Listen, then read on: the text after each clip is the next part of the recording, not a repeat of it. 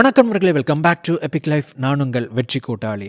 பள்ளிக்கூடம் சொல்லித்தராத பணத்தின் பாடங்கள் அப்படிங்கிற தலைப்பில் இந்த புத்தகத்தில் இருக்கக்கூடிய ஒவ்வொரு பாடங்களை நம்ம தொடர்ச்சியாக ஒவ்வொரு வீடியோவில் நம்ம பார்த்துட்டு இருக்கிறோம். இது 6வது பகுதி. இந்த பகுதியில் ஒரு சில முக்கியமான பாடங்களை நம்ம பார்க்க போகிறோம். Lesson 12, give your self an annual financial physical. இது என்ன? இது பேர் கேட்குறதுக்கு கொஞ்சம் வித்தியாசமாக இருக்கும் இல்லைங்களா? இது என்ன அப்படின்னா ரொம்ப சிம்பிளான ஒரு கான்செப்ட் தாங்க. நீங்கள் ஒரு ஃபிசிக்கல் டெஸ்ட் எடுக்க போகிறீங்க. ஒரு ஹெல்த் செக்கப்னு சொல்லுவாங்க பார்த்தீங்களா, மாஸ்டர் ஹெல்த் செக்கப்.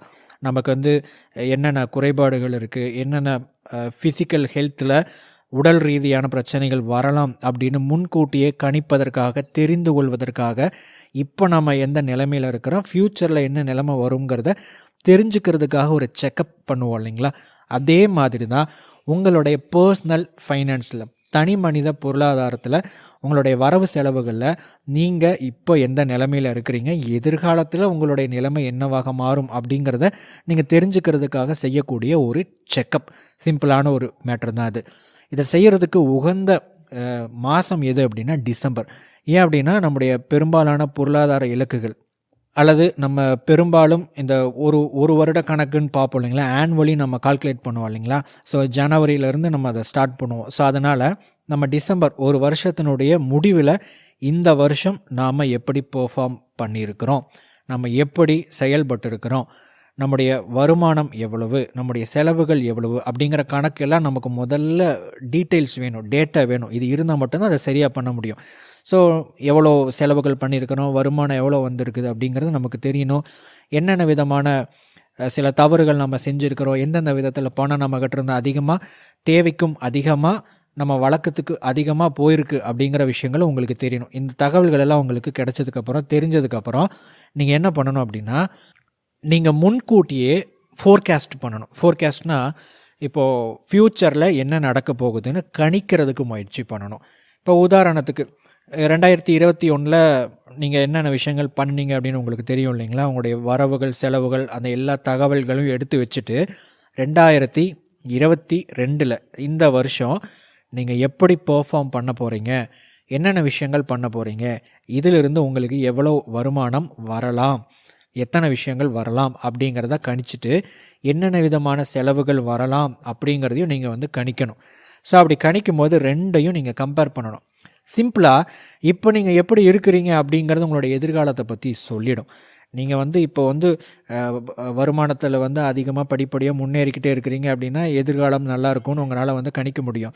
இப்போ நிறைய தவறுகள் நம்ம செஞ்சுக்கிட்டு இருக்கிறோம், நம்மளால் தவிர்க்க முடியாத செலவுகள் போய்கிட்டே இருக்குது, கண்ட்ரோல் பண்ண முடியல. அப்படிங்கிறப்போ எதிர்காலத்தில் எப்படி போகலாம் அப்படிங்கிற ஒரு சில விஷயங்கள் நமக்கு கிடைக்கும். ஸோ நீங்கள் ஃபைனான்ஷியலி, பொருளாதார ரீதியாக நீங்கள் ஸ்ட்ராங்காக இருக்க போகிறீங்களா, வீக்காக இருக்க போகிறீங்களா, எல்லாமே உங்களால் கண்ட்ரோல் பண்ண முடியுமா, கண்ட்ரோல் பண்ண முடியாமல் போயிட்டுருக்கேன் அப்படிங்கிற உங்களுடைய ஸ்டேட்டஸ் என்ன அப்படிங்கிறத உங்களால் இந்த செக்கப் பண்ணுறதன் மூலமாக உங்களால் தெரிஞ்சுக்க முடியும். சரி, எதற்காக பண்ணணும் அப்படின்னு கேட்டிங்கன்னா, இதை பண்ணும்போது சில விஷயங்களை தவிர்க்கலாம், சில விஷயங்களை மாற்றி பண்ணலாம், சில விஷயங்களை சரி பண்ணலாம். முன்கூட்டியே சரி செய்வதற்கான நிறைய ஐடியாஸ் உங்களுக்கு இதன் மூலமாக கிடைக்கும். Lesson 13, save or invest 50% of every salary increase. ஒவ்வொரு முறையும் உங்களுடைய வருமானம் அதிகரிக்கும் போது அதில் ஒரு 50%, 50% நீங்கள் அதை சேமிக்கவோ அல்லது முதலீடு செய்யவோ வேண்டும். இதை நீங்கள் ஃபாலோ பண்ணணும் அப்படின்னா ரொம்ப ரொம்ப ஸ்ட்ரிக்டாக இருந்தால் மட்டும்தான் பாசிபிள். ஏன் அப்படின்னா ஒவ்வொரு தடவை உங்களுடைய வருமானம் அதிகரிக்கும் போது, வருமானம் அதிகரிப்பு அப்படிங்கிறது என்னென்னா, இப்போ ஒரு செல்ஃப் எம்ப்ளாயாக இருக்கிறாங்க, சுய தொழில் முனைவோராக சில பேர் இருக்கும்போது, ஓன் பிஸ்னஸ் பண்ணும்போது ப்ராஃபிட் அதிகமாகுது அப்படிங்கிற ஒரு பட்சத்தில் அவங்களுக்கு வருமானம் அதிகரிக்கும். சில பேர் வேலைக்கு போய்கிட்டு இருக்கக்கூடிய ஒரு எம்ப்ளாயீஸாக இருக்கிறாங்க அப்படின்னா அவங்களுக்கு ஒரு ப்ரொமோஷனோ இல்லை வேறு ஏதாவது விதத்தில் வேறு ஒரு ஜாபுக்கு மாறும்போது இன்னும் இது வரைக்கும் கிடைச்சதை விட கொஞ்சம் பெட்டரான ஒரு சேலரி கிடைக்கிறதுக்கான வாய்ப்புகள் இருக்குது. இதன் மூலமாக வருமானம் அதிகரிக்கும். செல்ஃப் எம்ப்ளாயீஸுக்கு நல்லா ஒர்க் பண்ணோம் அப்படின்னா சேலரி அப்படிங்கிறது அதிகமாக வரும். இல்லை பெர்ஃபார்மன்ஸ் குறையும் போது அந்த வருமானம் அப்படிங்கிறது குறைய ஆரம்பிக்கும். இந்த மாதிரி ஒரு வேறுபாடு இருக்குது இல்லைங்களா.